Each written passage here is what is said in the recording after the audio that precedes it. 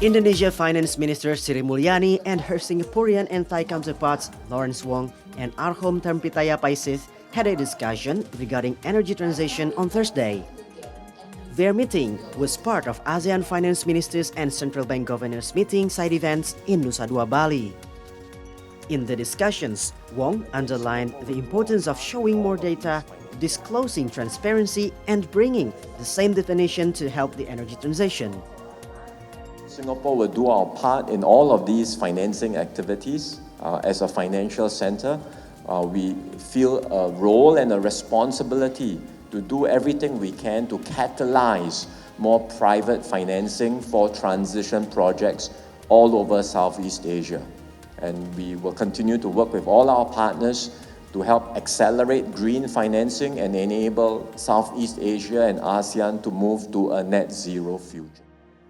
All ministers also agreed that ASEAN countries should share a common understanding on this issue.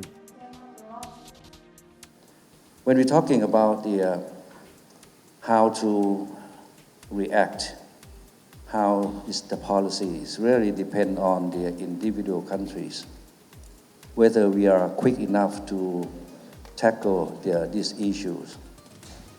But collaboratively, particularly in the ASEAN, we need the common goals. We need the platform for all the countries. In Thailand, we're talking about fighting the clean energy, just like the Excellency Sri Mulyani mentioned. We rely on the oil and gas, and then we think that the coal is the clean energy, but it's no longer clean energy right now. So we have to look at for renewable energy. So Thailand reacted this issue 10 years ago. I think perhaps they're more than 10 years ago. So how we tackle the energy crisis, energy security. As the current holder of ASEAN chairmanship, Indonesia is moving fast by renewing ASEAN Taxonomy for Sustainable Finance version 2, which becomes the Energy Transition Guideline.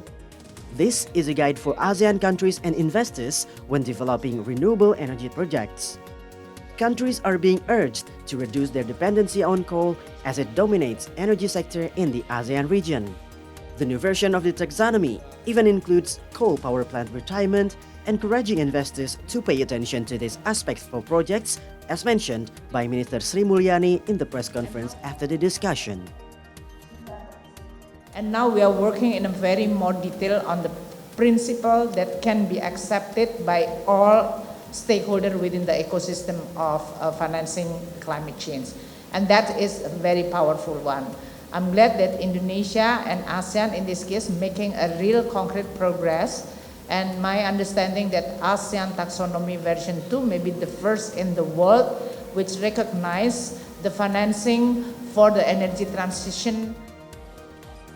Renewing ASEAN Taxonomy for Sustainable Finance is one of the highlights of Indonesia's ASEAN chairmanship. This is also in line with ASEAN's commitment to accelerating energy transition. Andira Putri and Niko Arianto for See Today.